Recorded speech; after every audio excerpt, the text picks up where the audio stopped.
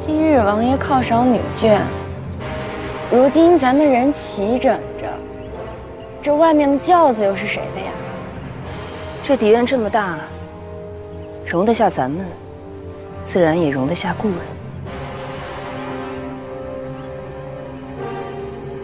王爷有命。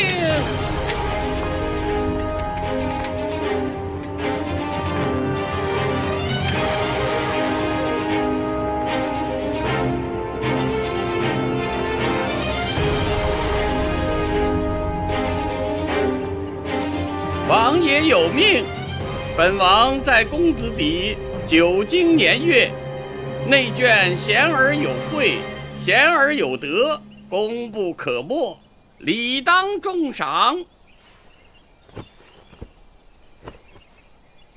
妾身谢王爷恩典。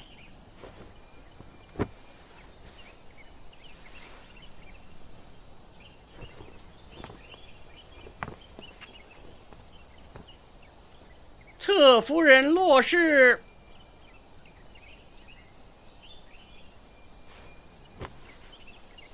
妾身在。赐洛氏彩漆荷叶托盘1个，镶蓝宝石梅花形金簪1对，如意珠帐1幅，翠玉白菜花插1盏。谢王爷恩典。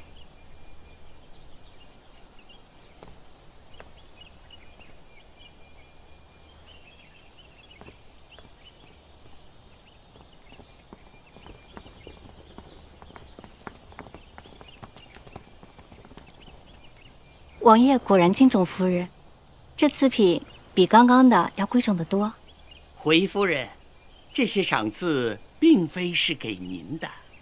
公公，您一定是认错了，除了夫人，还有谁配得上这么好的赏？穆海瑶接赏。罪妇在。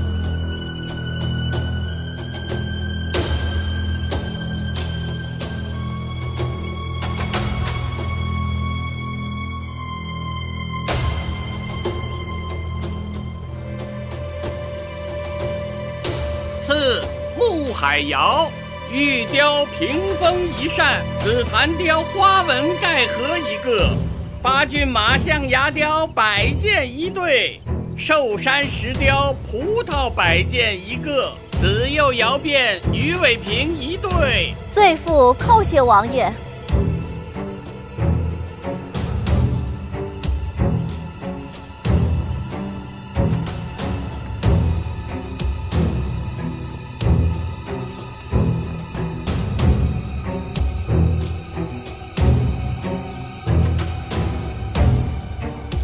姐妹们，多年不见，别来无恙啊！海瑶独居别院多年，日后重得和姐妹们相见，感谢老天的眷顾。姐姐，以后还请多多的照拂，忘记妹妹以往的过错。多年的静修，果然是脱胎换骨。只是未免过谦。穆大人战功赫赫，如今整个曲梁，谁不需要靠穆家来照拂？这些年，不管在公子邸还是王爷身边，都要多亏莲妹妹在操持。若是要照拂，还是要求她才是。夫人如此说，岂不是让穆海瑶仇恨莲？夫人是想让穆海瑶明白，只要有莲儿联手，他穆海瑶就别想再呼风唤雨。是吗？不知妹妹可否还记得那日离开别院时赠我的礼物？我至今还收藏着。如今看得妹妹一切都好，我也就放心了，不枉我们那几年的情分。嫡夫人方氏接赏，赐嫡夫人方怀蕊王妃吉服。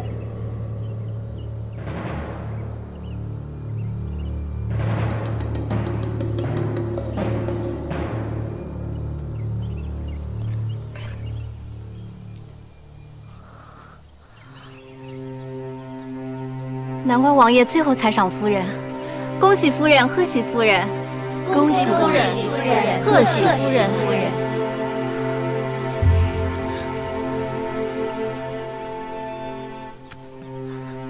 谢王爷恩典。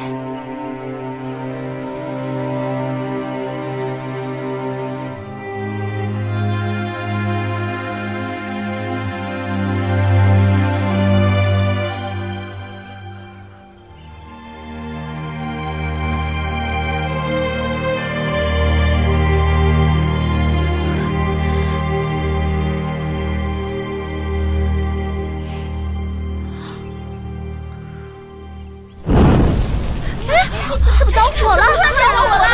着火了！丢掉！丢掉！丢掉！夫人，这一辈子，夫人，丢掉！丢掉！夫人，快放手！没事，怎么会这样？怎么会这样？夫人，你没事吧？容妹妹，怎么就着火了？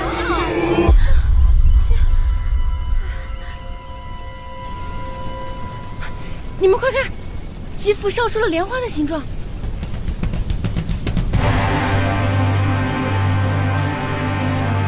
莲花。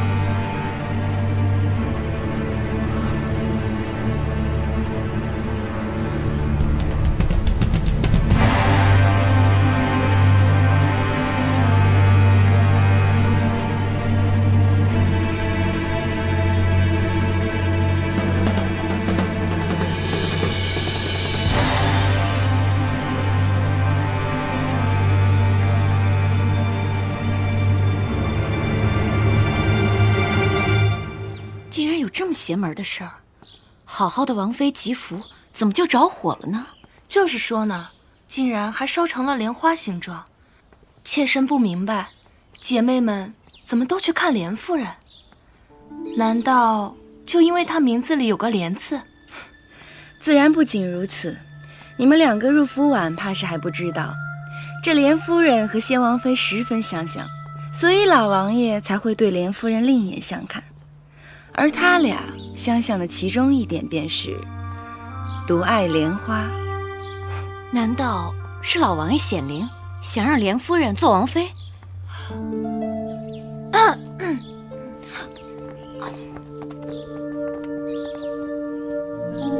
夫人，这下可不是得罪夫人了。用不着你多嘴。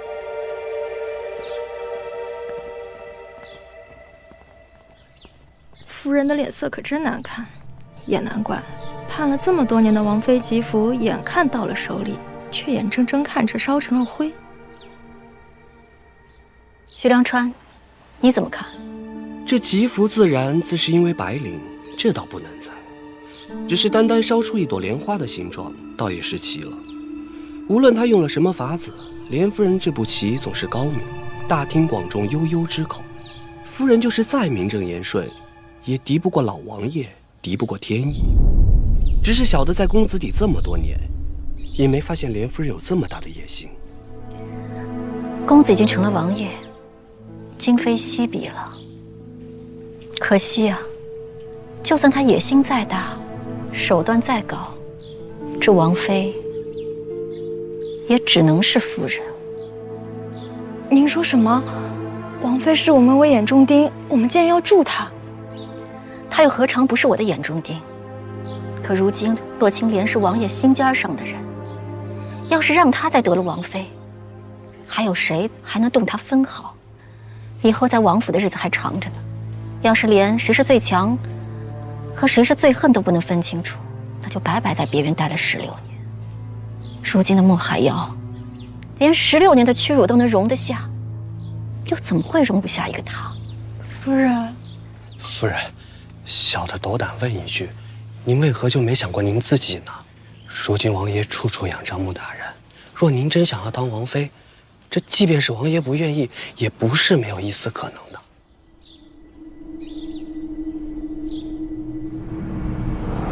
也罢，没想到过了这么多年，您最怕失去的还是王爷的心。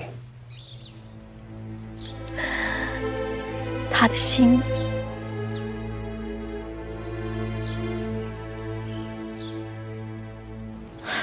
我不是早就失去了吗？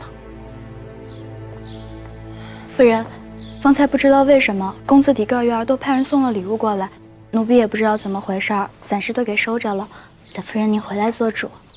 说起剑锋使舵的速度，谁能比得上这群人啊？知乐人员，你们立刻出去守着，关好门窗，千万不要让人进来。是。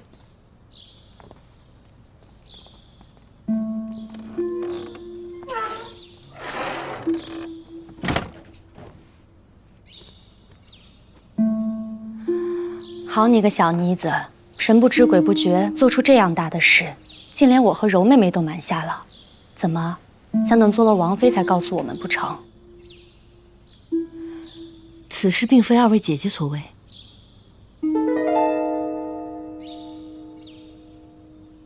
果然也不是你。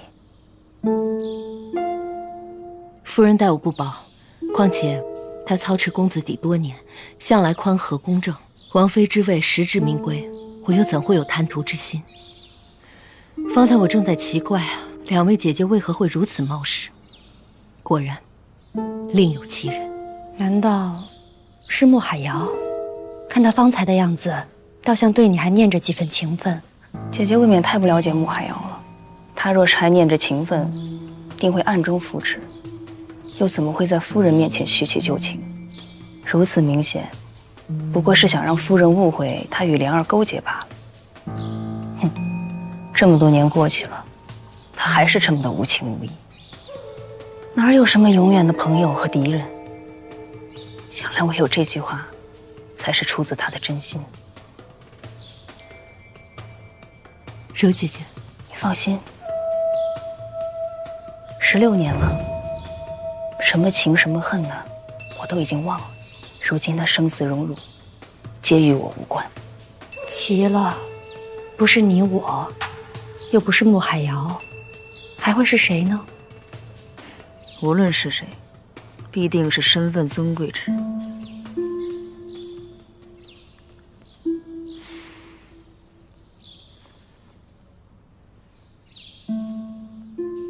我当时便觉得蹊跷，怎么会有烧不掉的布料？忽然想起有一种名叫绢云母的石头，磨成粉末后可以防火，所以我就取了些粉末回来。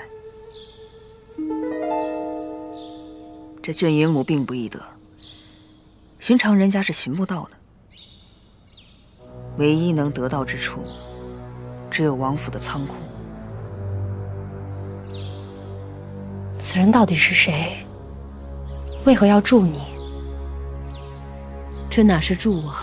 恐怕现在夫人已对我有怨恨，穆海瑶又诸多忌惮，此人根本就不是助我，而是把我推向众矢之的。封爵大典在即，封妃更是指日可待。这些日子，不知道有多少人暗揣心事，更不知道有多少平地风波。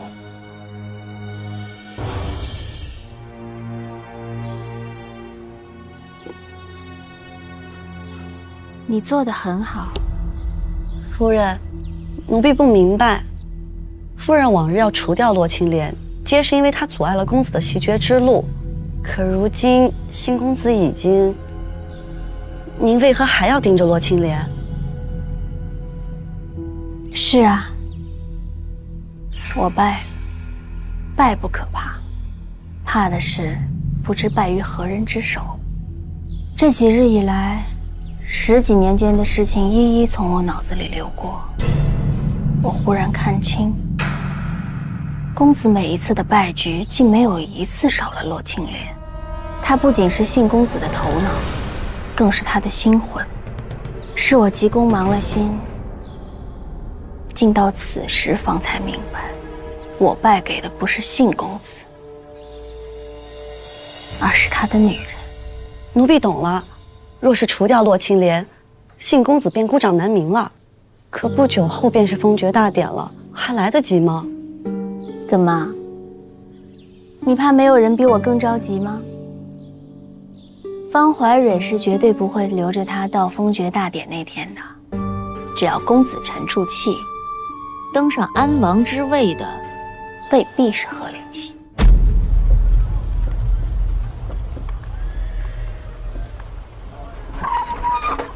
大人，大人，大人，您不能走啊！这只是个意外，您不能走啊！哼，意外？若是精心保管，何来这种意外？我大汗诚意恭祝王爷袭爵，竟遭到如此怠慢，却良人欺人太甚，大木欺人太甚。告诉你们王爷，等着我们大汗的战书吧！大人，这些马背上的部族，最看重的就是尊严，怎么受得了如此屈辱？只怕这一招是在劫难逃了。四哥这一招高啊，烧了四哥尔进献的贡品，借此挑起两地纷争。我看老三这安王还怎么做？仓库的火是四哥放的，校期一买就是封爵大典了，这可是咱们最后的机会，是成是败，在此一举了。四哥，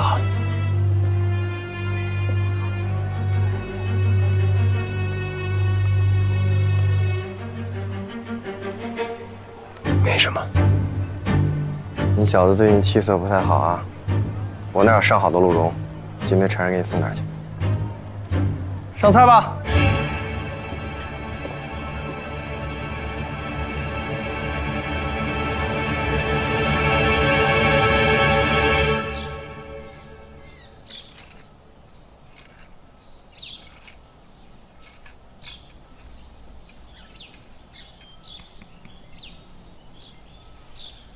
想不到德夫人为了华公子，竟至今都不愿见王爷一面。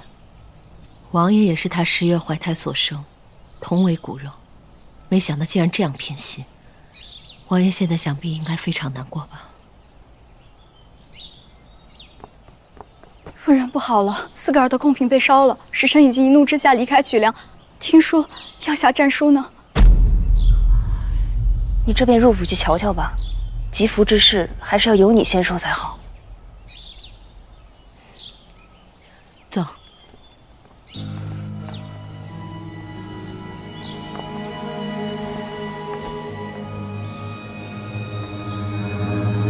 夫人，奴婢无论如何都觉得早上的事情有蹊跷，就去连微去看了看，谁知让奴婢瞧见了这个。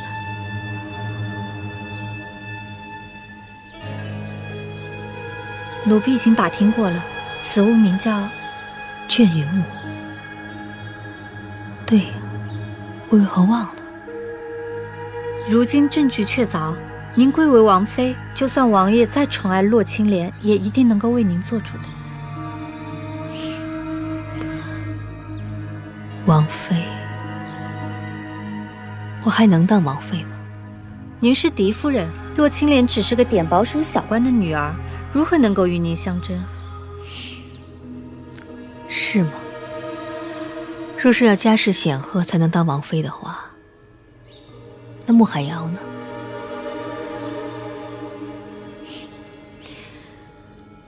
一个握着王爷的心，一个握着王爷的权，而我呢，只是握着嫡夫人这个空壳罢了。有证据又能怎么样？王爷会为了一个空壳来做主吗？早上的事情很快会传出去，这吉福也很快会收回去，到时候连这空壳也没有了。夫人，夫人，夫人，方才王府的仓库着火，烧了斯格尔的贡品，这恐怕两地要打仗了。当真？千真万确。方才小的正在库房里办差，就看见一个人影匆匆忙忙从库房出来，之后就着火了。我就一直跟着这个人，看着他进了修公子底。夫人，您不能这么惊啊！夫人，夫人，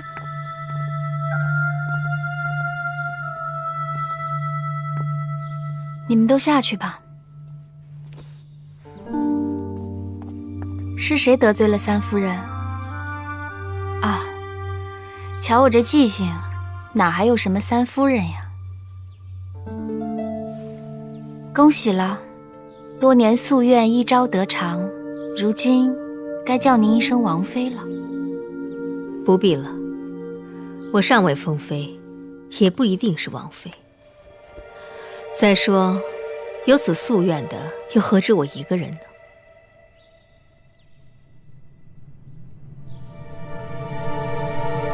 可惜呀，这孔雀不管绣得有多巧、多美，哪怕缺一针一线，都不够完整。罢了，成王败寇，什么屈辱，都是我该受的。我并非羞辱四夫人，只是有意提醒。如今一切已成定局，别再苦缠不放，害人害己。你说什么？金臣大辱，斯格尔如何会忍气吞声？如今曲梁正是震荡之时，一旦战败，必会重创。就算你们如愿，可以阻止王爷的封爵大典，那你们又能得到什么好处呢？四夫人是聪明人，自然会懂得唇亡齿寒的道理。言之凿凿，看来是有什么证据了。没有证据，也无需证据。我也不想是四公子，免得逼得王爷手足相残的地步。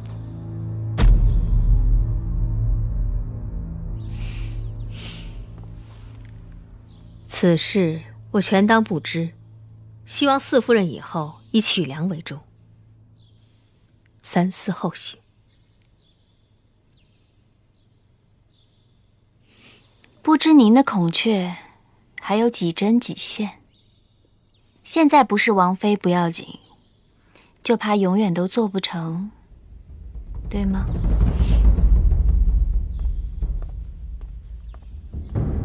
流言。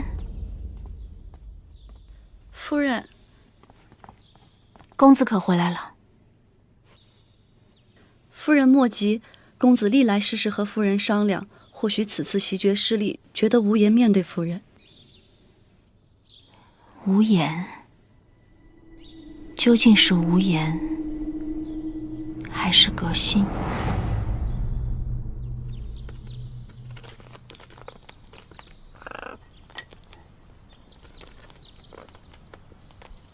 妾身给王爷请安。来得正好，瞧瞧，这是什么？这是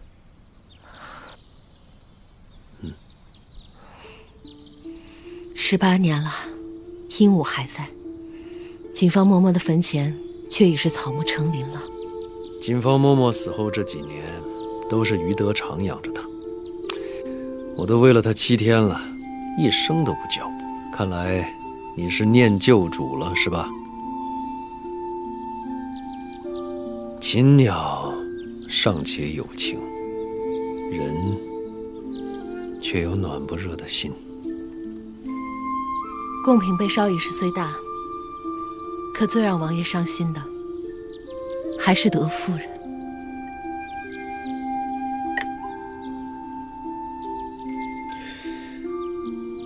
我早就知道今天不会风平浪静，天灾也好，人祸也罢，总有挡住的法子。可是我万万没想到，先给我致命一刀的，竟然是我的母亲。给王爷捅过刀的，又何止德夫人一人？妾身又何尝不是呢？不是德夫人狠心，是王爷把自己的心藏得太深，不愿让人看见。妾身就不信有我不热的心。若是王爷一人不行，妾身就陪着王爷一起呢。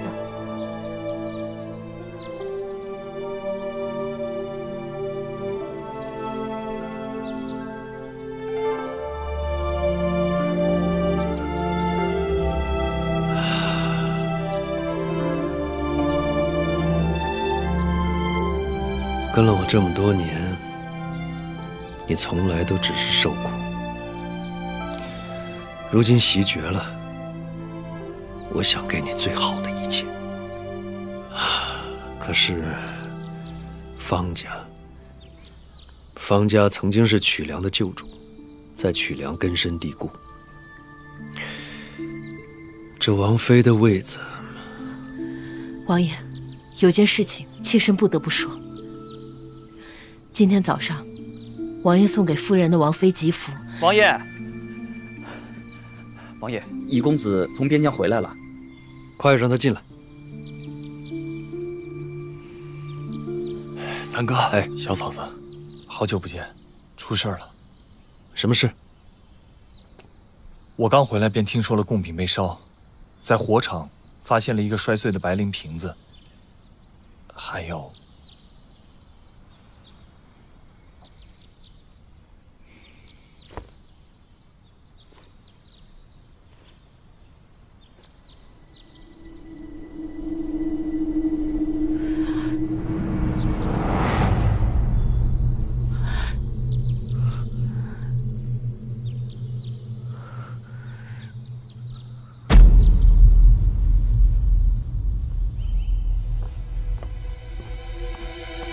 奇怪，这洛青莲的帕子怎么会在库房？不管怎么说，这次就让他当我们的替罪羊。起来！还没查清你是犯人，不准跪。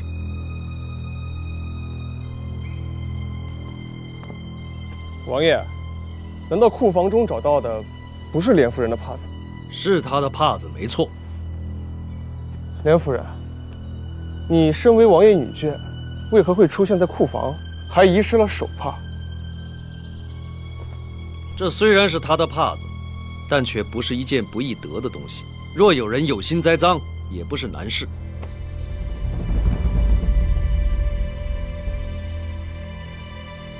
王爷，你这似乎有偏袒之嫌啊！不是偏袒，是信任。老妻深知莲夫人的品行，此事绝非她所为。信任？等刺格尔大军来犯的时候，看他们听不听你的信任。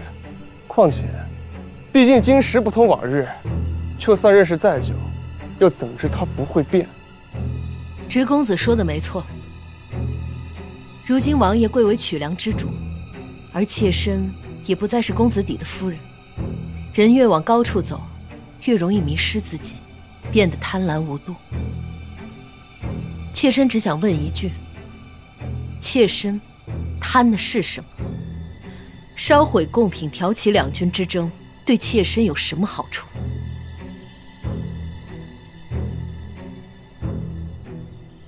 你要的好处并不是两军之争。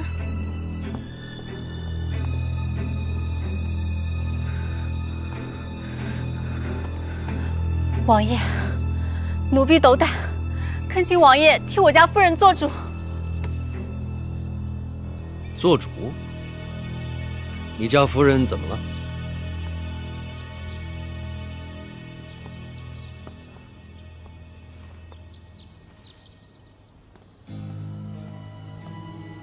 夫人，您都这么久没见到王爷了，这是击溃洛青莲的天赐良机，您为何不去瞧瞧呢？千辛万苦才得来的重逢，绝不可以是看他最心爱的女人获罪，惹他生厌。我现在什么都没有了，有的只是王爷对我16年的亏欠，这也是我唯一的生存机会。可您若不在，万一洛青莲巧舌如簧脱了罪，那岂不是错失了良机？脱罪？只要有一个人在，他绝对脱不了罪。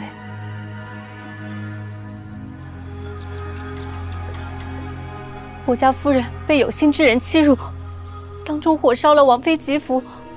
什么？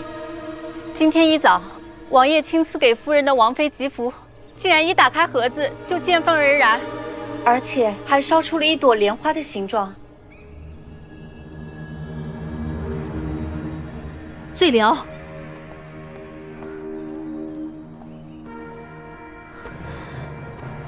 王爷恕罪，妾身一时疏忽，才让他在王爷面前胡言乱语。妾身现在带回去好好责罚。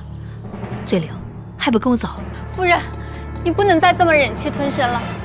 此事如今已关乎曲良安危，你还替他隐瞒吗？关乎曲良安危。怀蕊，起来说。是王爷。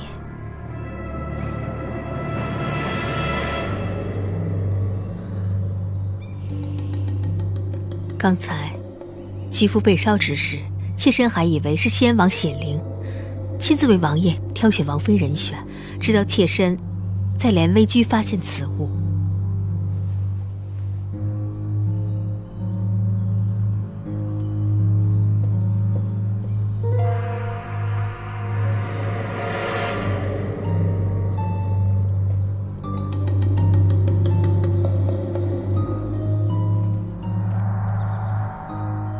此物叫卷羽母，是一种防火的石灰。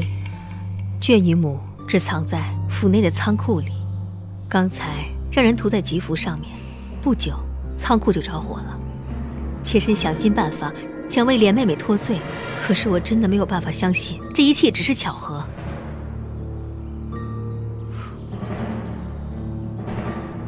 莲妹妹，难道这王妃之位对于你如此重要吗？竟然会让你乱了分寸，要潜进仓库偷取卷羽母还有白磷，可能你心有不安，否则不会在慌乱之中不小心碰到装白磷的水瓶。你肯定没想到，你离开不久，白磷离水而燃，给曲良造成大祸。王爷，妾身没有。王爷，若想避免此次纷争，还请王爷将莲夫人送往刺戈尔，给刺戈尔大汗一个交代。王爷，夫人只是猜测，未经查实，怎能定罪？而且，把人送往刺戈尔，必是死路一条。王爷三思啊！王爷，刺戈尔与我曲良仅一墨之隔，多年来素无兵戈。王爷不会因为吝惜莲夫人，置彼此之交于不顾吧？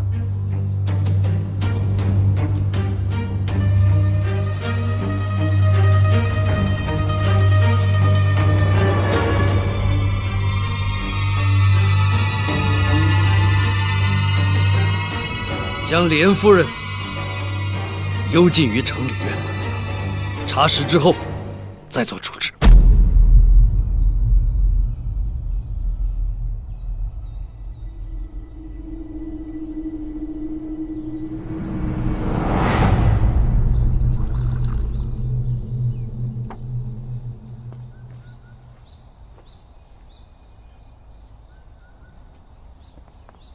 芝妹。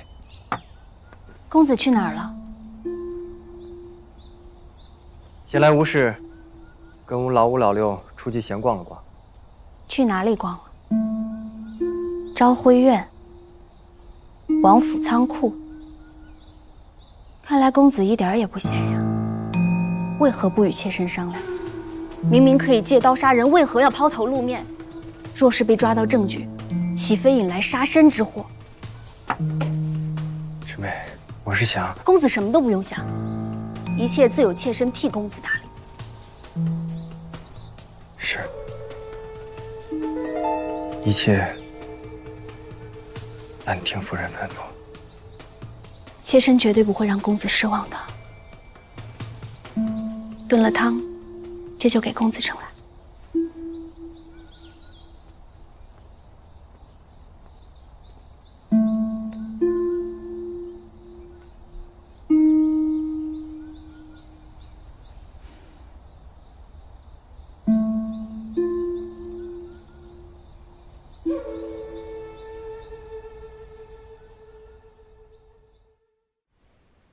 这是怎么了？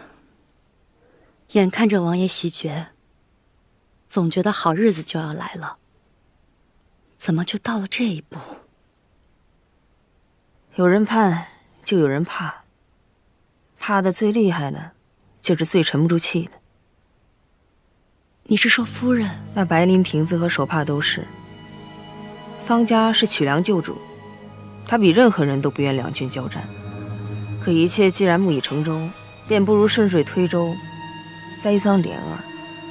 如此一来，既能找到替死鬼平息战事，又化解了吉服自然的传言。我早觉得夫人心思深沉，没想到她竟然一点不逊于穆海瑶。只是现在，虽然他们两个人有宿仇，可是如今有共同的敌人。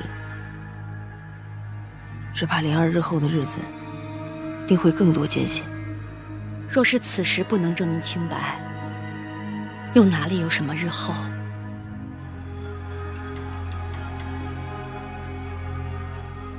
莲儿，你想什么呢？好像当年我被贬入别院的那一天，也是这样的冬天，也是含冤被害，也是二位姐姐为我苏醒。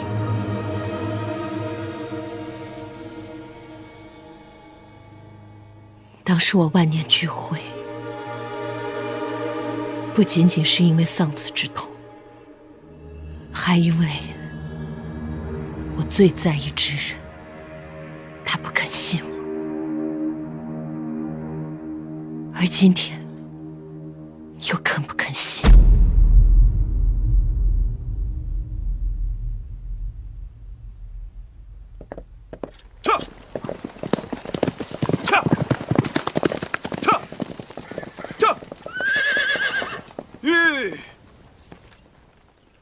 夫人，给几位夫人请安。王爷有一封信，要小的亲手交给莲夫人。有劳了。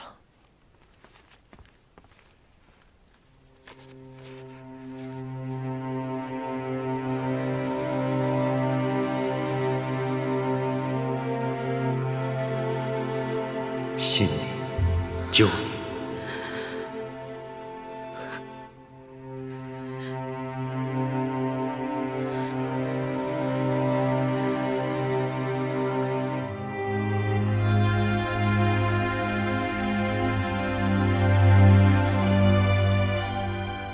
王爷，啊，怎么样？好，莲夫人有信给你。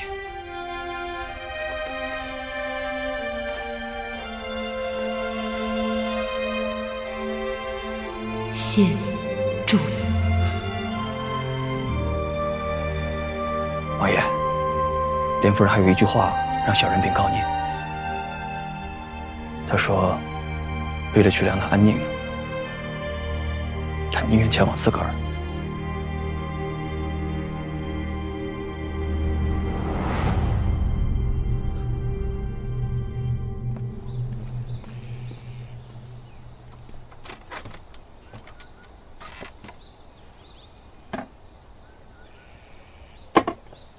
免了，礼免了，贵也免了。本王袭爵之后便瞧不见你，多日不见，就顺便来看看。顺便，看来王爷过得很惬意啊。还可以，但不如你，种菜、洒水，有这个闲情逸致，不如来帮本王分忧吧。闲情逸致是草民分内之事。而焦头烂额是王爷分内之事。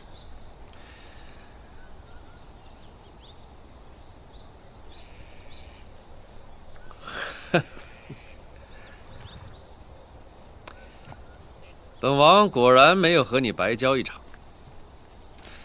你在享受着田园生活，还关心着本王的事儿。猜的没错，刺格尔和曲良就要开战了。既然形势迫在眉睫，王爷又何必把时间浪费在草民这儿呢？李北义，你该不会是想撂本王的挑子吧？未曾担起，何来撂下？不知王爷是否记得你我最初的约定？原来是因为这个。记得，你助本王袭爵，本王替你免除贱籍。可如今，你已袭得爵位，是我已是王爷。可是你的贱籍是父亲所赐，大丧期间不便提及。现在大丧已过，可封爵大典还未办呢。赫连信，大丈夫一言九鼎，你怎可如此耍赖，还理直气壮？本王哪儿有？实在是，爵位未稳，内忧外患，没有时机呀。但若是有人能助我坐稳爵位，助我排解内忧外患，或许这时机即刻就能出现了。本王也是人，本王也不容易呀。能替王爷分忧的是您的下属，草民身负贱籍，不可出仕，不可效力，不可为王爷分忧。王爷请便。逐客对本王？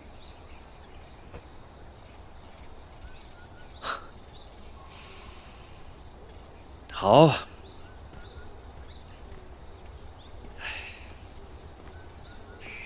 你不肯帮我，难道连他也不帮？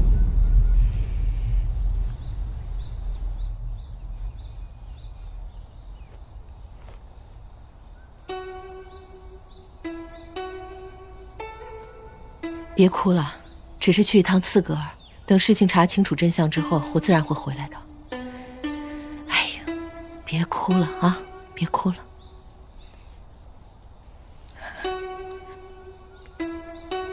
夫人说的云淡风轻，那为何不肯让奴婢和冉云同去？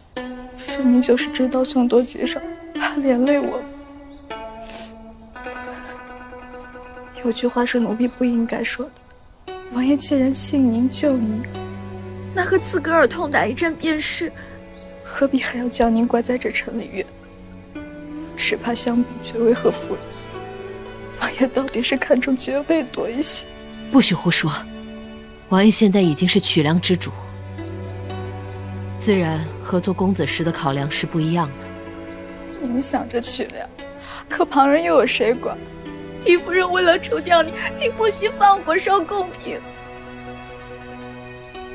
方氏一族掌管曲良已有数百年，狄夫人在乎曲良之心，不输其他人，怎么可能拿战士来冒险呢？唯一希望如此的，就只有一个人。师兄，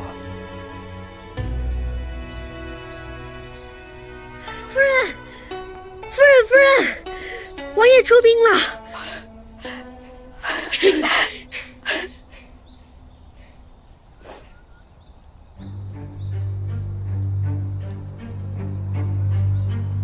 此战征兵不足，绰绰有余。那就是多是老弱病残，皆是壮年。既然如此，穆天舒一人便可取胜。王爷要草民做什么？穆天舒虽然勇猛，却不拘小节。此战不仅要胜，还得巧胜。本王有2个托付：一，死伤不得多过以往的1半；二，收缴不得少于以往的1倍。曲良兵粮丰足，此战是王爷袭爵后的首战，关乎声誉。王爷何必如此苛刻？如今的曲良，还有比声誉更重要的事。所有人都不知道，赫连信与刺格尔交战，洛青莲只是一个噱头。王爷薨逝，曲梁周边诸王染指之心蠢蠢欲动。曲梁官员和百姓对新的安王不乏非议，外患内忧，赫连信不得不战。这一战的成败不仅关乎新的安王，更关乎曲梁大木门户的牢固。真是谢天谢地，如今只等大军凯旋，莲儿不再受刺格尔所制，便能从城里人放出。昭儿日夜思念母亲，若是知道这个好消息，不知道该有多欢喜。四弟真是长大了，我数日都寻不见你。读书、练武、学才艺，你要做的事情真多。是这丫头，我说到处找不到她，原来又跑来这儿欺负昭儿了。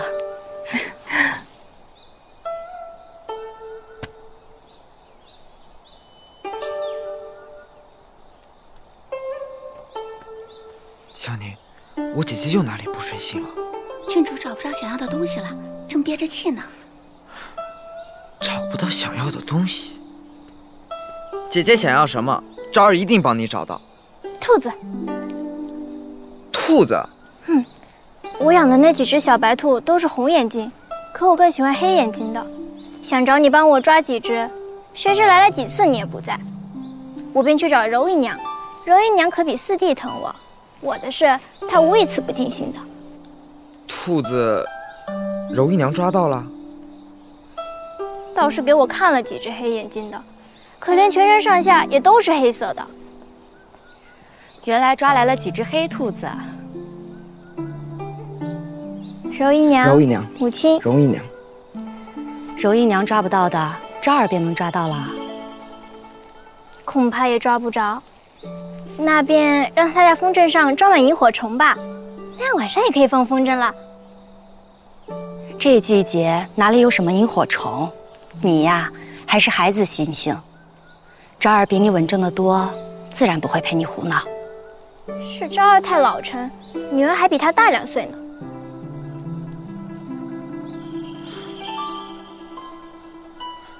昭儿，想你母亲了。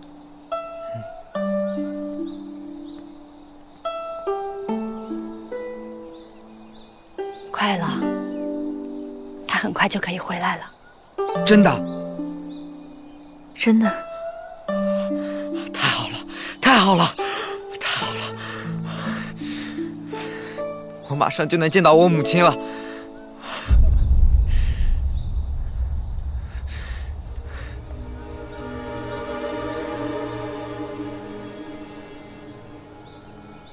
柔姐姐，你对莲妹妹的情谊，真的是让人羡慕。这句话从妹妹口中说出，真是讽刺至极啊！当年是我负了你，所以无论你打我、骂我、怨我、恨我，我都无怨。我只想感激你，若无当日彻骨之寒，何来今日入皮之暖？如今，我只想救回莲儿。只要你不挡我的路，就不是我的敌人。你长情无择言，在于久相伴。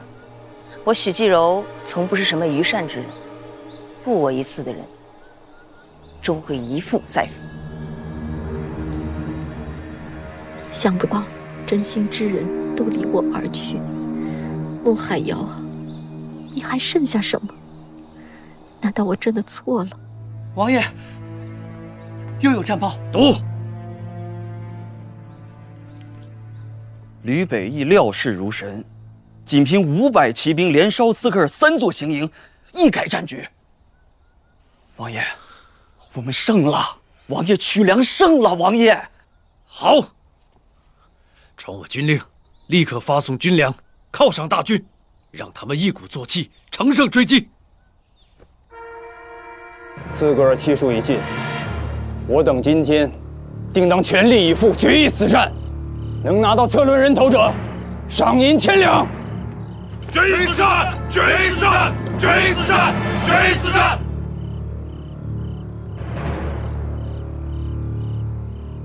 大人，你看这外面之人，虽然是剑姬之身，但是和骁勇却不逊于猛将，难怪王爷器重。报！报告将军，兵粮拆了谷坑，在哪儿？就在外面。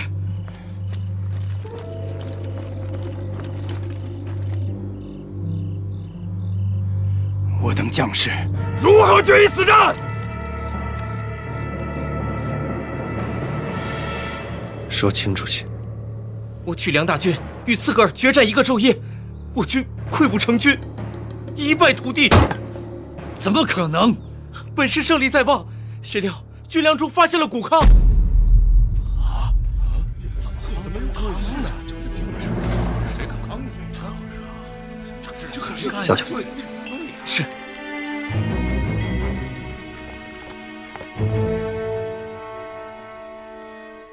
王爷，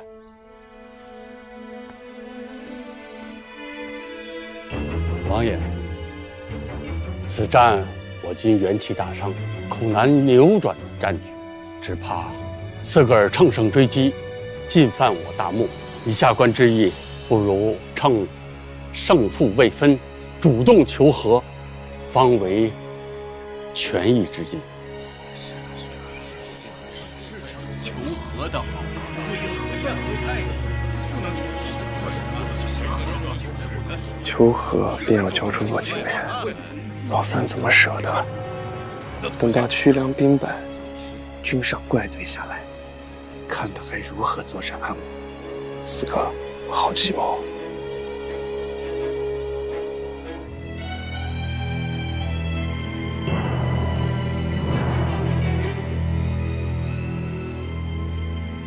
这谷坑是四哥所为。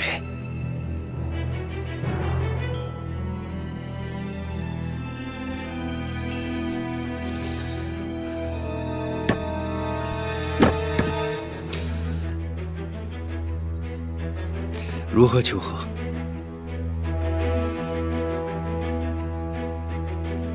王爷，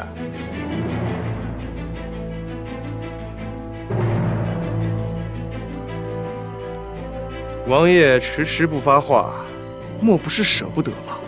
事到如今，王爷还是不肯交出洛青莲吗？老六，休得无礼！王爷怎么会为了一个区区女子，置大局大义于不顾呢？报！王爷，刺格尔派使官前来，已到城门外。你说什么？刺格尔派使官前来，已到城门外了。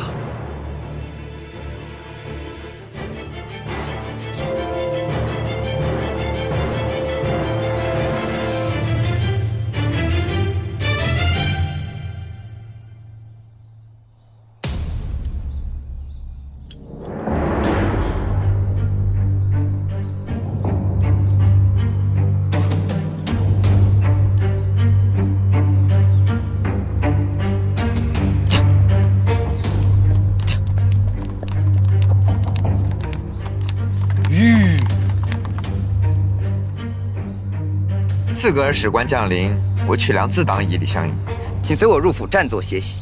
曲良战败，果然是没有可用之人了，居然派一个乳臭未干的孩子相迎。我大漠乃礼仪之邦，迎接使官之人不计年龄，只依对方的身份轻重而定。我是安王的儿子。哦，你是安王的儿子，哈哈哈，嫩是嫩了点儿，倒也搬得上牌面。这。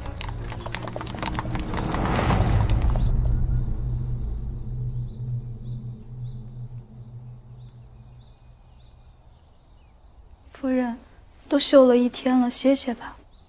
如今刺格尔来问罪，我随时有可能会被处死。多休一件，便多留一件念想。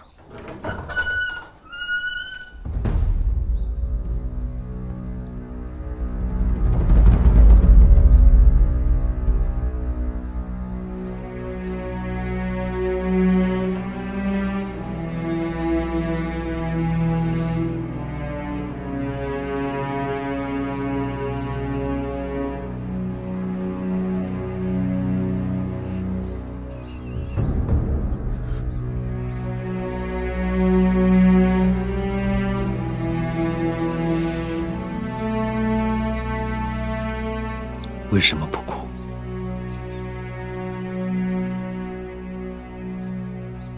确实不敢哭，怕什么？怕眼泪掉下来，能看清楚，才发现不是王爷。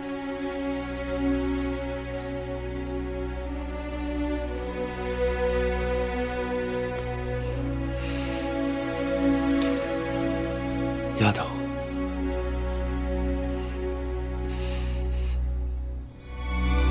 我来晚了。能与王爷诀别，多晚都已经够了。谁说是要诀别？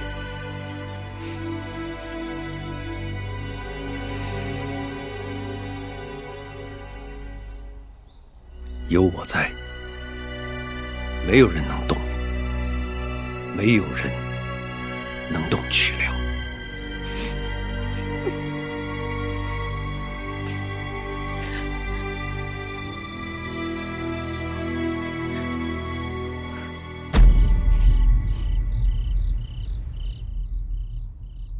不就是见个史官吗？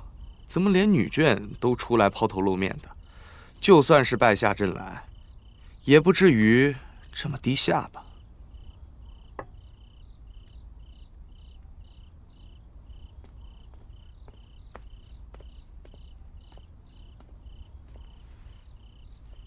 王爷到！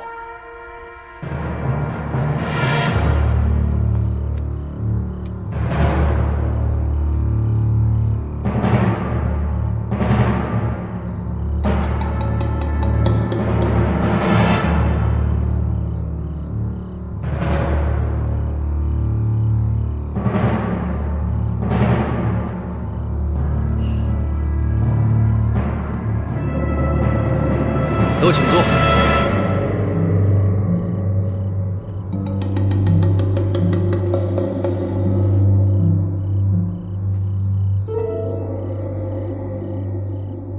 老四，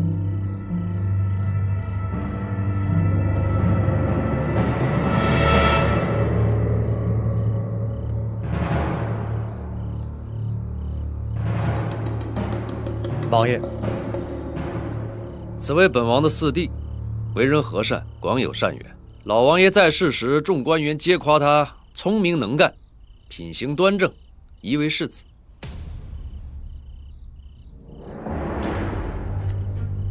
贺连修见过大人。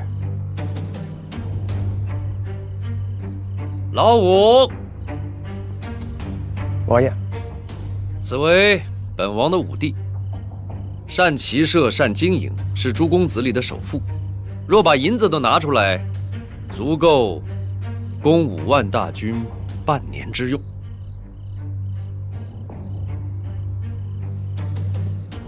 王爷过谦，即便是10万军，也可供得。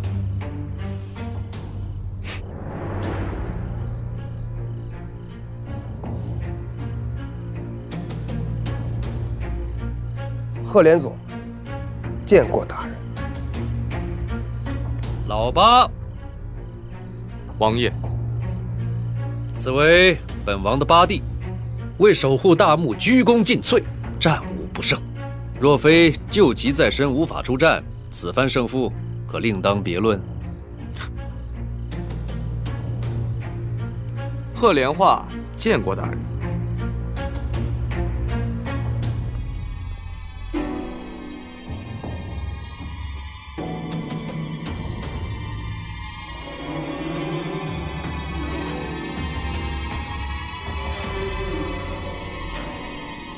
看来王爷是个顾念手足之情的人，想必诸位公子也必当竭尽全力辅佐王爷。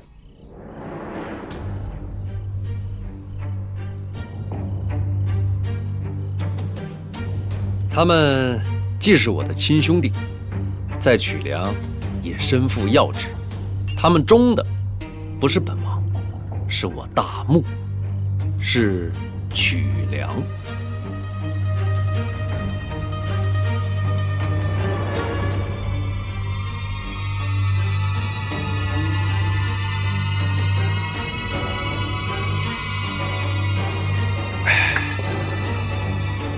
本王再介绍我的女眷，怀蕊。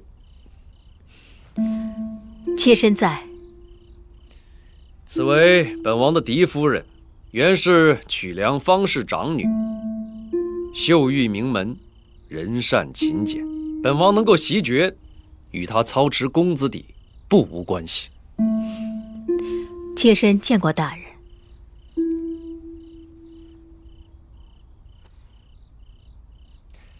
海瑶，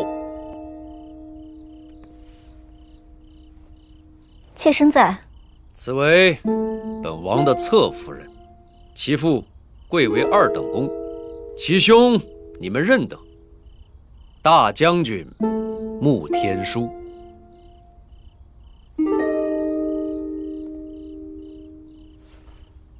3战3捷，穆大人实乃1等1的猛将，我们大汗尤为敬佩。谢谢大人的夸奖，妾身见过大人。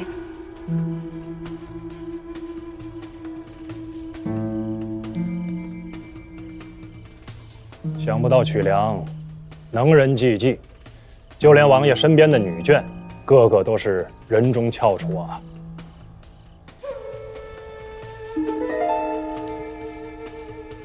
本王还有一位侧夫人，传莲夫人。传莲夫人，他想干什么？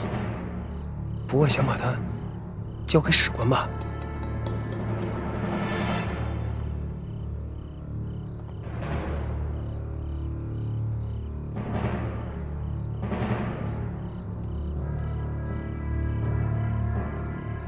妾身见过王爷。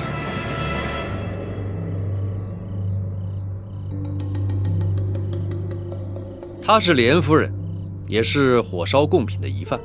本王已查清，此案与她无关，便把她给放了。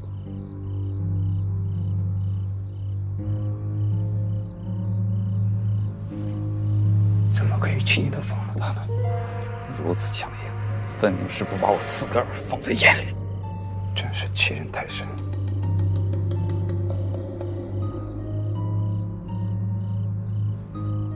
既然是无罪之人，自然要释放。我看夫人容颜端庄，不像是歹毒之人。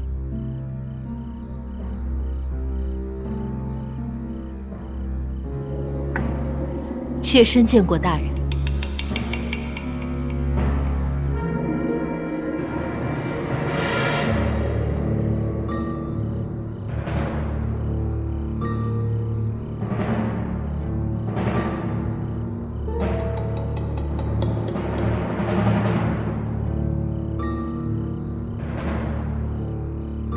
这些日子，你受苦了。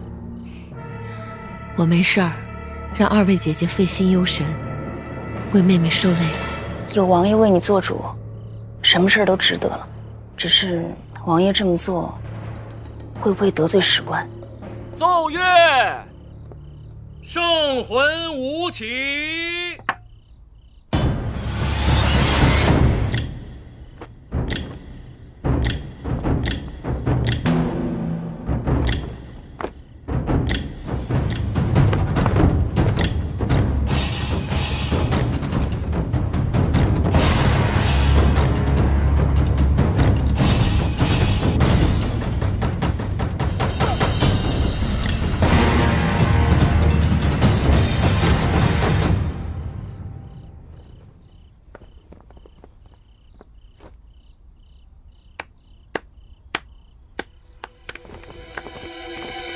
史官，这舞蹈如何？气势恢宏，豪气冲天呐！但恕本官直言，在战场上可未见曲梁大军如此之骁勇。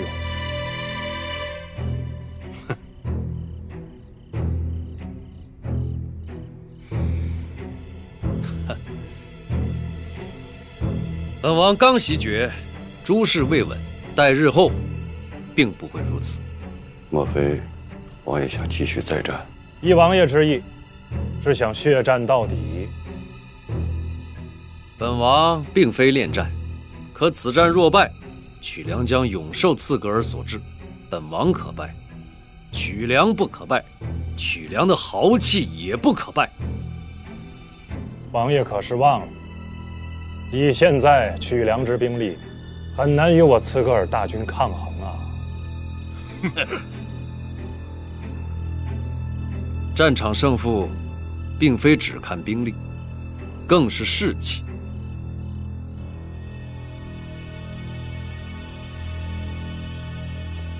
本王将亲自出征，与将士们同吃同住，浴血杀敌。记住，你可胜我一次，绝不可胜第二次。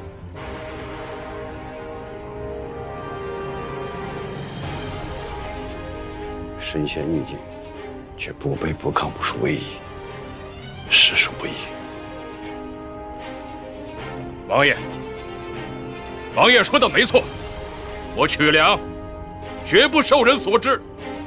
我们大伙儿众志成城，血战到底，又有何妨？果然不出我大汗所料，王爷坦荡磊落，是个英雄。然我刺格尔大汗，又何尝是个贪功之小人？恕本官直言，曲梁之2位良将用兵如神，3战3捷，早已把我刺格尔大军置于败局。之后的胜利也是出于侥幸。我们大汗心知肚明，此次大汗派我等前来，并非是问罪，而是求和。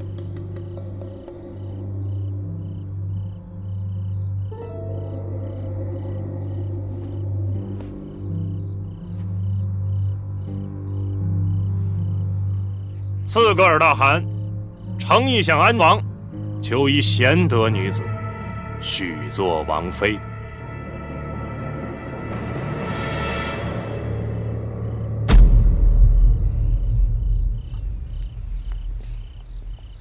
想什么呢？联姻，他们既然是来联姻，王爷可会答应？于公于私，王爷都容不得鏖战。姐姐别害怕，自古以来，和亲都是挑选侍女晋封高位而嫁。这次，即便王爷答应了和亲，也是从众多官员之中挑选高贵之女，晋封为郡主。不会轮到林薇的。希望如此。林薇是我的命，她若去了刺格尔，她若去了刺格尔，谁给她抓兔子啊？你们呀，终日宠着她，她本来就是孩子心性，什么时候才能长大？不需要长大，永远做我们的开心果。对呀，更何况，她也是我们俩的女儿啊。放心吧，我们3人在一起，还吃吗？好可爱。哎呦，夫人不好了，不好了！怎么了？夫人，苏南春刚才派人送来信，说昨夜史官求见王爷，说是联谊是想要什么？想要王爷的嫡亲郡主。此事可定下来了，王爷怎么说？苏南春只跟我说了这些。刺格尔诚意求和已是大义之举，曲梁作为战败之方，于情于理，王爷都没有拒绝的余地。莲儿，你去求王爷收回成命，王爷最听你的话，至少还有5成转机。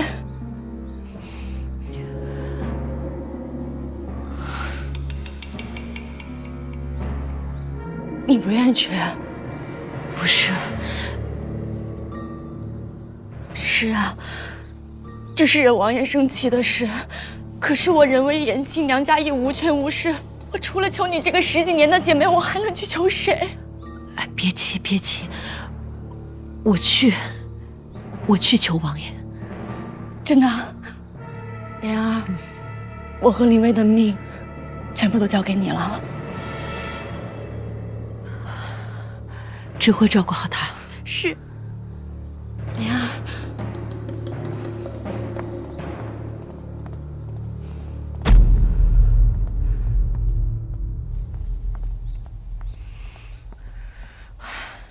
莲儿，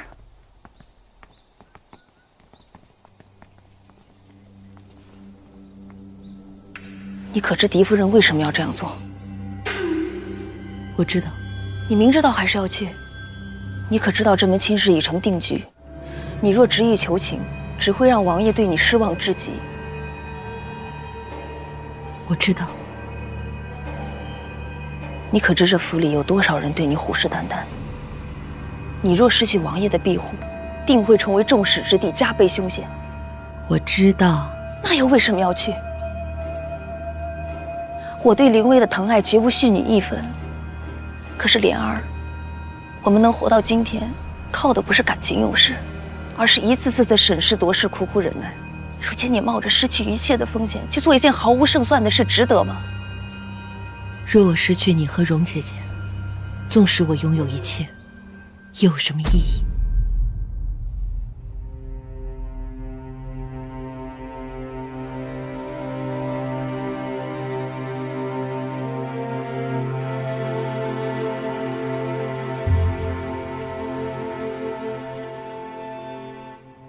刚刚睡下。他见完史官，一夜没合眼，刚刚睡着。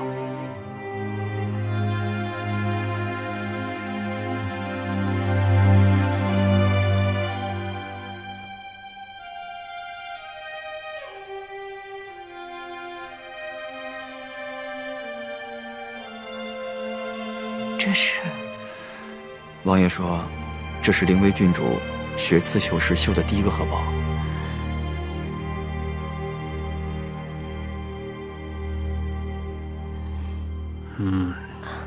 你醒了？来了。妾身吵到你了？哎呀，我知道你会来找我，只是没想到这么快。有什么想说的话，就尽快说吧。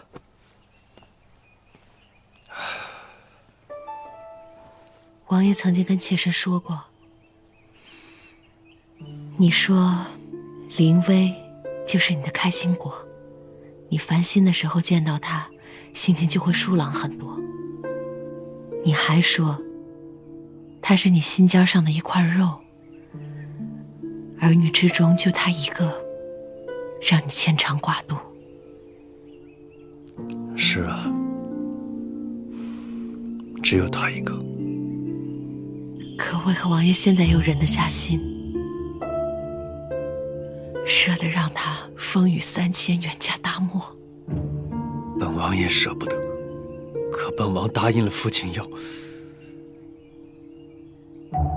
老王爷答应过老王爷什么？答应他要誓死守护曲梁，守护百姓。王爷在宴会上说自己会亲自出征，难道那时可战，现在便不可战了？那是以为刺格尔兴师问罪，我若臣服，便会让曲梁永远受制。我是为了百姓不受辱而战，可如今他们一心求和，我若再战，便是只念私心，不顾百姓，明白吗？妾身不明白。贺家深受百姓爱戴，凭的就是爱民如子。若失去民心，哪怕是坐上这个安王之位，也是一事都不可成，懂吗？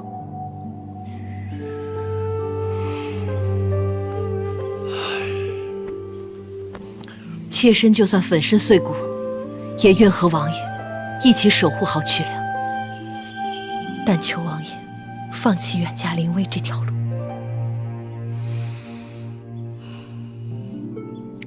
你还是没懂。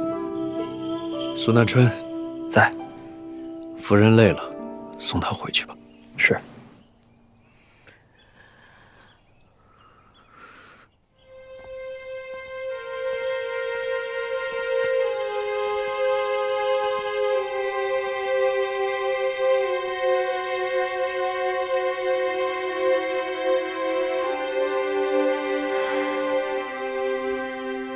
回去。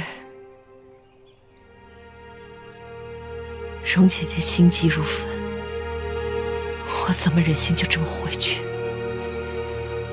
眼睁睁看着她失去灵威，一辈子都伤心吗？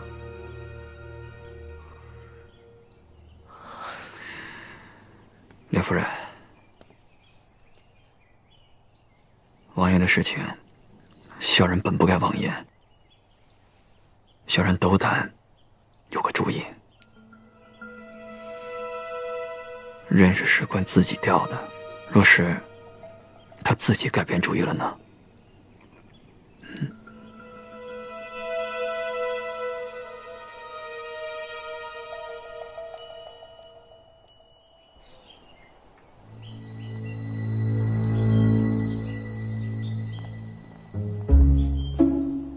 郡主，你慢点走。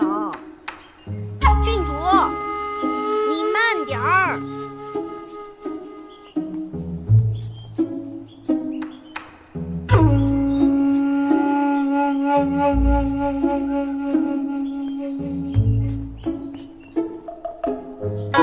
郡主，郡主，郡主。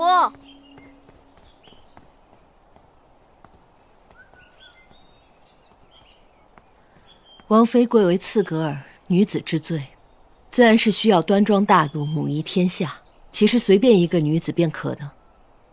郡主虽然身份尊贵，但是否能和韩王琴瑟和鸣，才貌相配，那就另当别论了。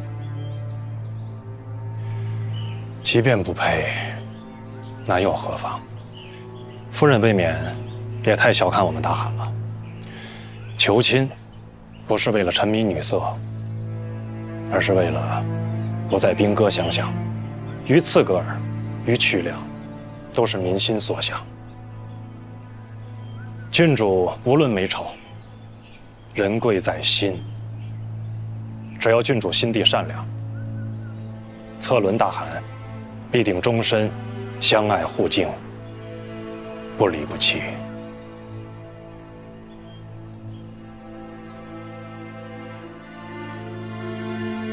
他也不怕娶个奇丑无比的回去以后无法向韩王交差吗？浑身上下都透着一股蛮劲，也不知道哪里来的傲气。这条路若是行不通，岂不是再也没有办法了？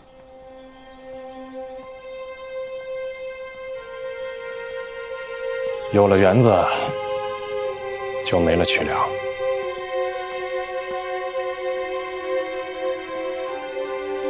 怎么？我说错什么了吗？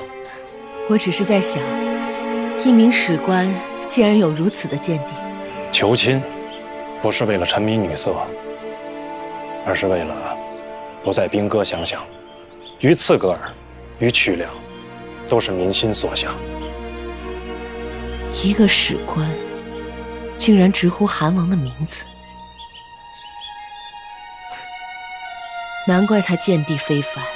难怪他根本不怕无法向韩王交差，因为他根本不是什么史官，他就是刺格尔韩王。你说什么？那史官就是策伦？如此说来，那林薇的亲事无论如何都不能更改了吗？容姐姐，莲儿，你再想想办法。我求求你救救姐姐，救救林薇，好不好？你冷静一点，你听我说好吗？我有一些想法想和你商量。妹妹有别的意思？是策伦，他贵为一国的韩王，又风华正茂，尚未立妃。最主要是这一次芳菲园之行，让我看到他是一个有格局、有思想、有人品的人。妹妹想说什么？细细品读，他也并非那么一无是处。若是他能对林薇好，我觉得他或许未尝不是一个良宿呢。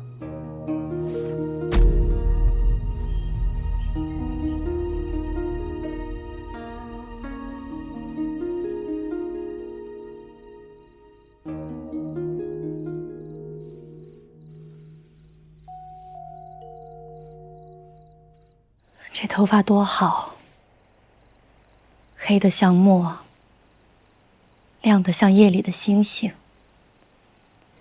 谁的女儿能有这么好的头发？母亲，你匆匆叫我回来，只是要给女儿梳头。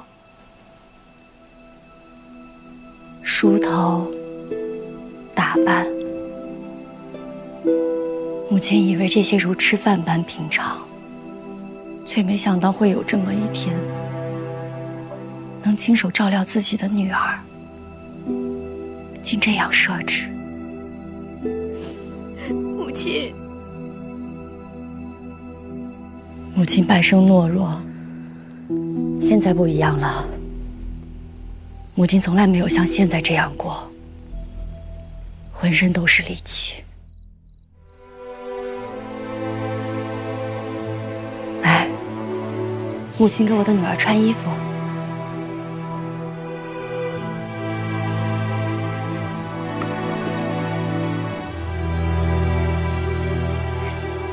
怎么给我穿丫鬟的衣服？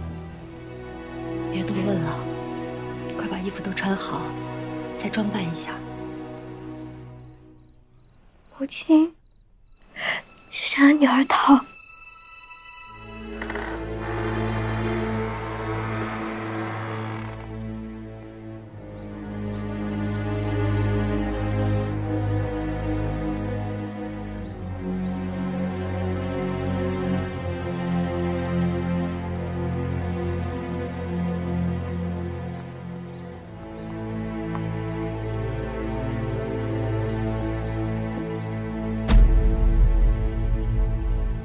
郡主，快走吧，耽误时间就麻烦了。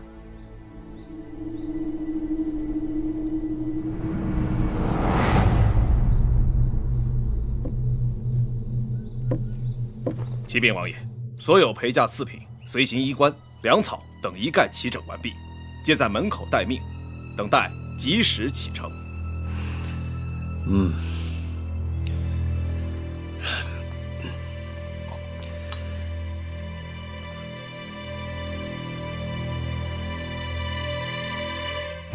苏南春，在。回一趟底院，让郡主别误了吉时。是王爷。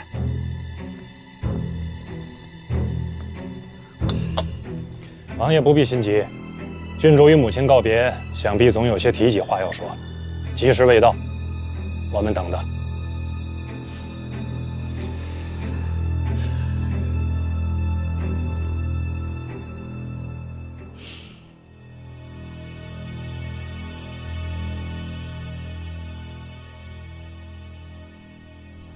母亲，仪仗都候在鹿鸣门，父亲和史官都在清康殿等着姐姐辞行呢。辞行，临危远嫁，我竟然没有勇气去送一送。不是因为你容姨娘怪罪我，而是你母亲终究未能做到姐妹同心。而是在你父亲和姐妹之间摇摆不定。这儿想说什么？儿子想说，即使是容姨娘错怪了母亲，也只是一时的，事情过去了，自然会好。又怎么会好呢？林薇这一走，恐怕与你容姨娘再无相见之日了。母亲，如果姐姐逃跑呢？如果逃跑，不仅你容姨娘会身首异处，更会战火重燃，永无宁日。可容姨娘说，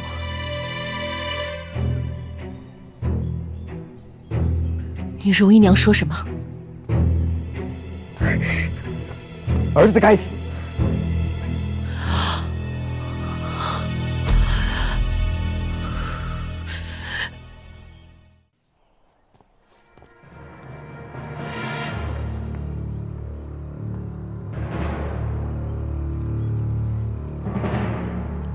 王爷，莲夫人来了。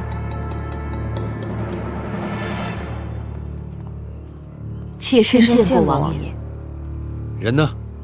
启禀王爷，郡主已做好了准备，可突然生了疾病。疾病？什么疾病？心脏疼痛，全身发抖，无法行走。我说过的话，都记住了吗？记住了，绝对不能让王府的人找回郡主。若是情非得已，格杀勿论。去吧。是。咱们为了挑起战事，连自己的亲生侄女都不放过。五哥，侄女虽亲，可终究亲不过你我的前途啊！前途？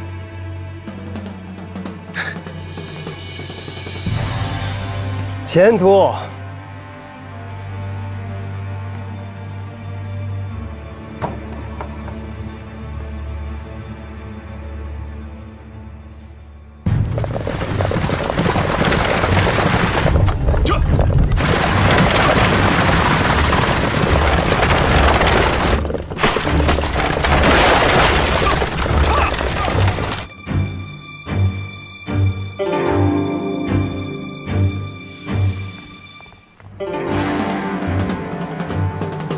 罗夫人，王爷请您到。知道了。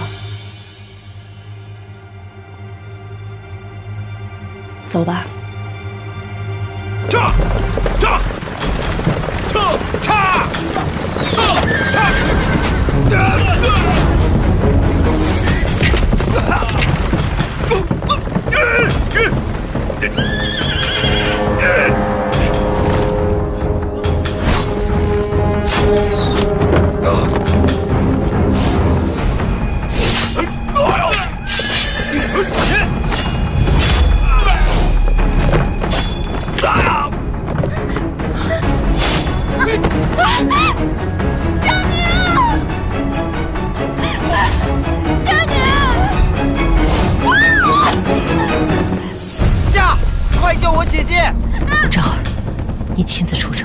务必把灵薇找回来。母亲，母亲知道你跟灵薇感情深厚，可是此时容不得半点犹豫。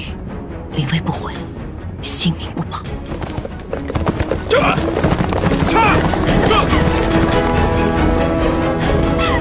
姐姐，你没事吧？快进去！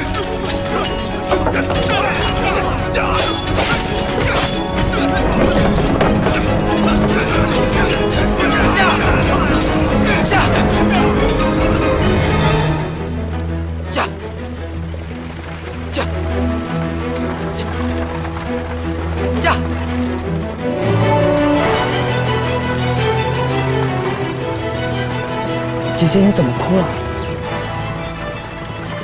在弟弟面前哭，我可真不是个好姐姐。是我不是好弟弟。你又有什么错？错的是我，是我的命。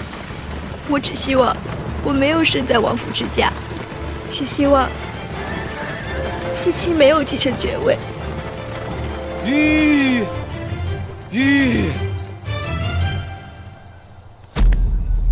赵儿，你干什么？你走吧，我不拦着你了，这就放你远走高飞。来呀，弟弟！我逃走了又如何？之后就会幸福吗？不也是与母亲分离？王府迟早要受我牵连。走吧。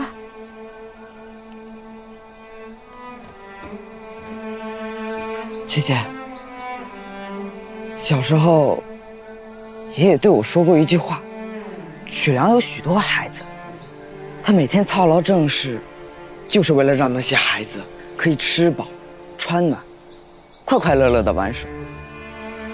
他说，一个为别人着想的人，才是了不起。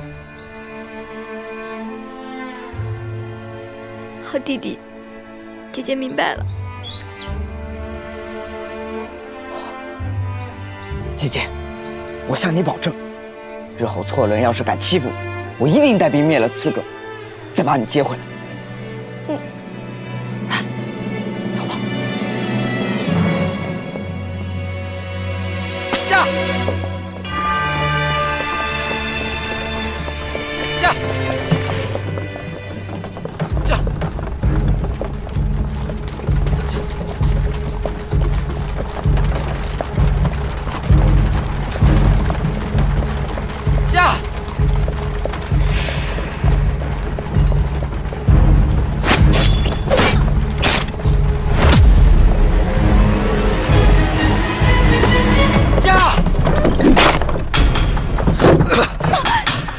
出来！驾！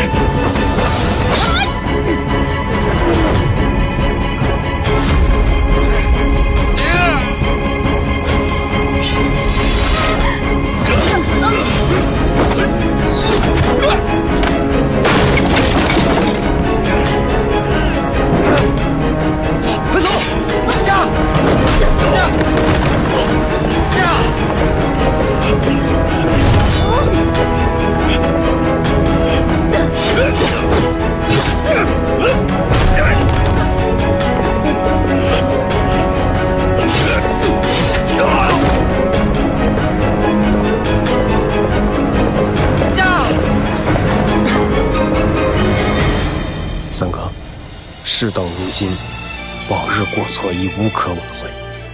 现在，我也只能为你做这么多了。不求你的原谅，但求你能阻止战火，还曲梁一片安宁。父王，父王且慢，儿臣请您看一个人。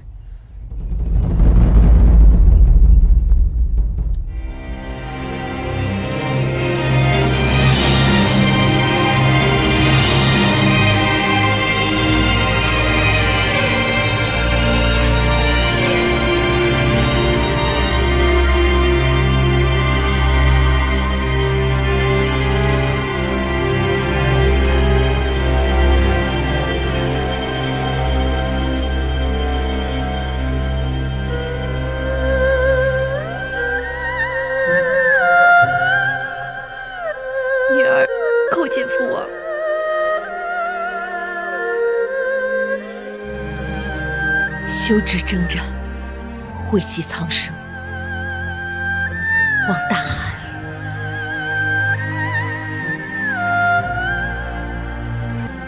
牢记当日豪言，你我永不兵戈相向，与君主终身互敬互爱，永不遗弃。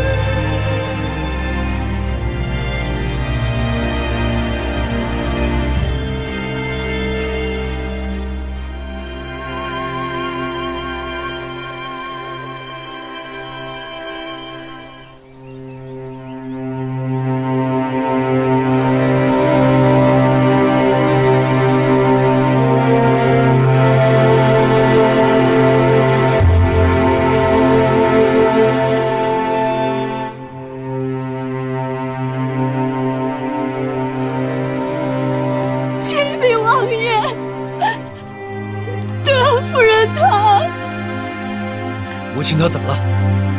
她是不行了。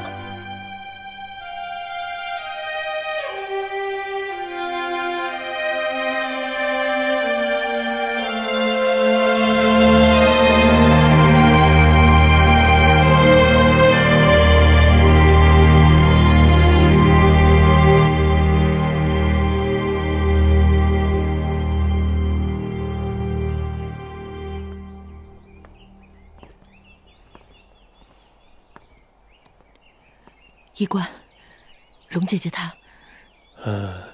荣夫人身体孱弱，又受风邪侵袭，怕是什么？怕是撑不过去了。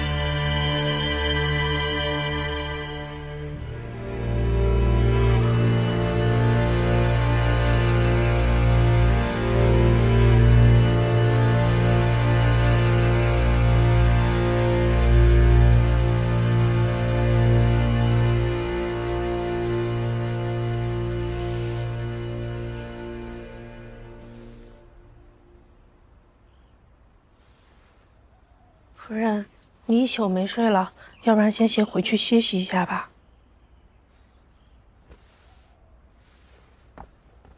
莲儿，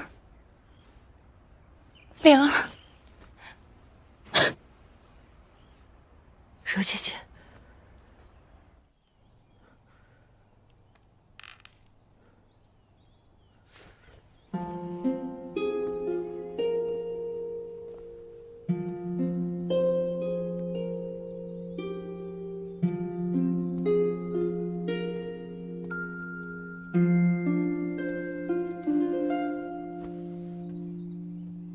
你来了，柔姐姐。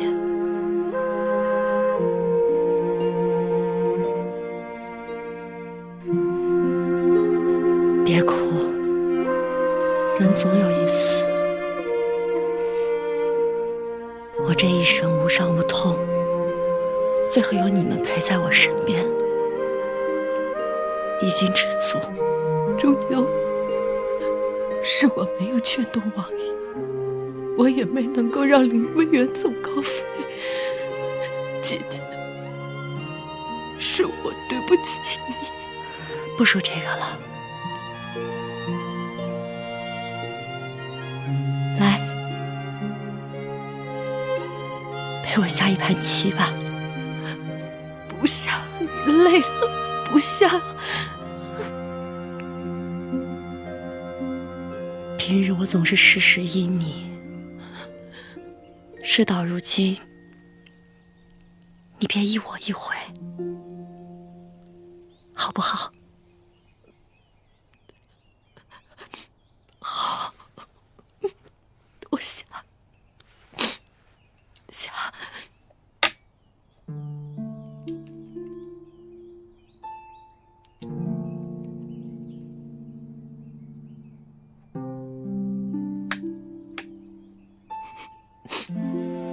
你还记不记得，我们第一次下棋，是你刚进公子邸的第1年除夕？我当然记得。我们在连围局还一起包了饺子。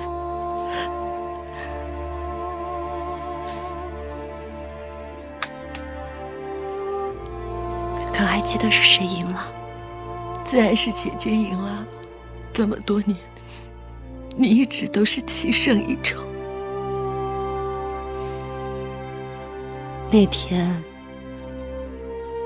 我们以输了的人包饺子为赌注，一局棋足足下了1个时辰。最后，是我以半子之差险胜，我高兴得不得了，眉眼都笑弯了。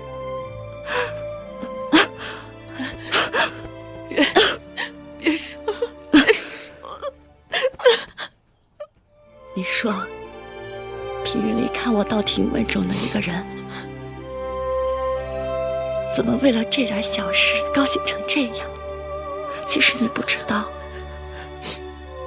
我高兴不是因为我赢了你，是因为有你在我身边，真好。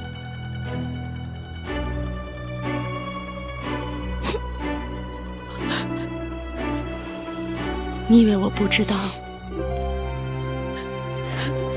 其实我心知肚明，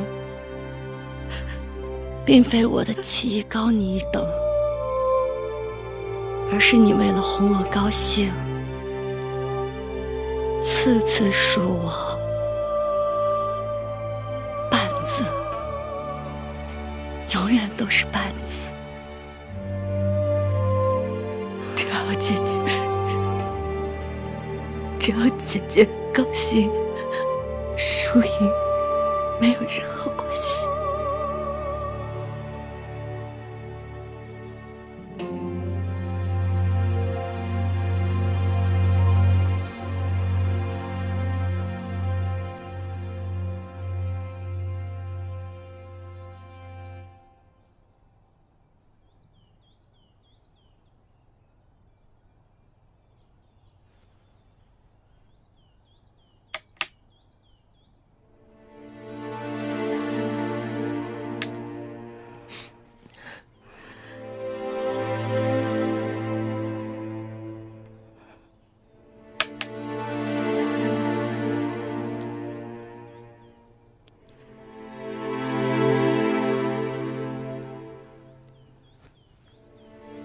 你又输了。是啊，我又输了。这次我们赌什么？姐姐说什么就是什么。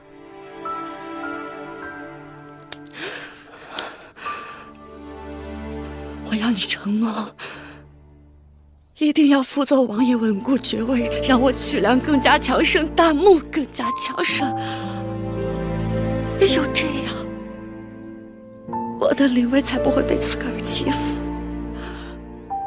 我求你了，我答应你，我答应你，我都答应你，姐姐。莲儿，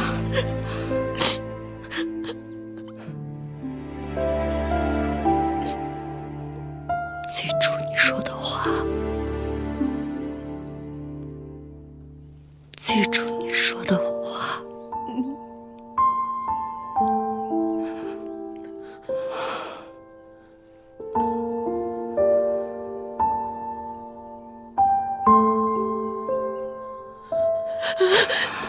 姐姐，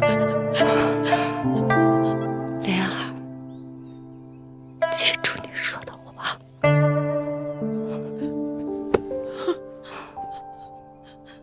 记住。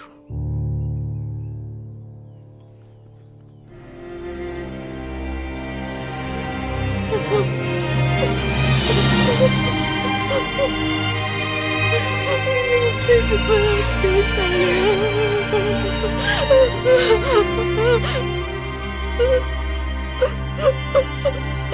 为什么要丢下我？夫人，夫人。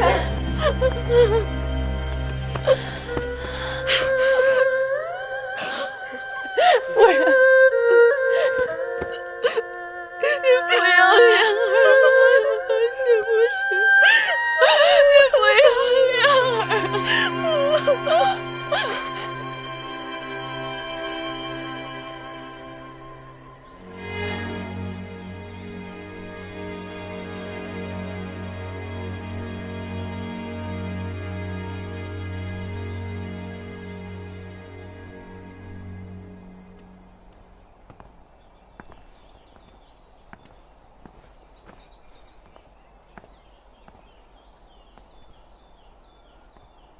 王爷，你觉得他的死是因为你没有帮他，他恨你，怨你，一辈子都不会原谅你。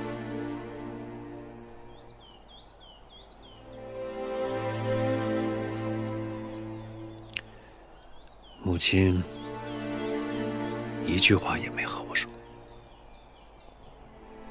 当我赶到昭辉院时，他已经昏迷不醒。原来自从他知道林薇要出嫁，他就病了。我大怒，为何没有向我禀报？秋实才说，母亲严禁任何人透露半字，在昏迷之前也不许任何人踏出院子半步。这就是我的母亲，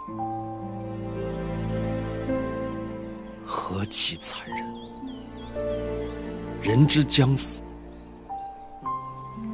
责也好，骂也好，竟然不让自己的亲生儿子见一面。王爷，如果我知道他已病危，无论他想或不想，我一定会亲自端茶送药，洁面梳头，就是被他赶出去，100次1000次，也一定要坚持到最后一刻。我为的并不是什么原谅，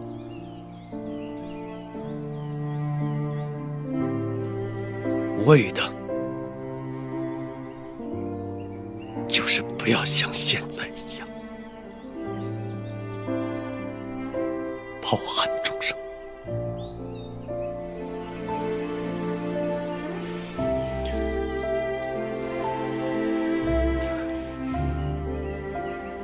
丫头，人生总有缺憾，若你我无法阻止，便求用余生，用尽全力，一寸寸地填平它。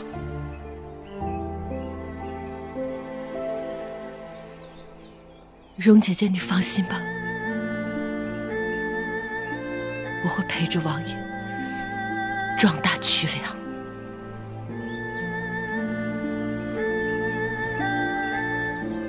守护灵妃。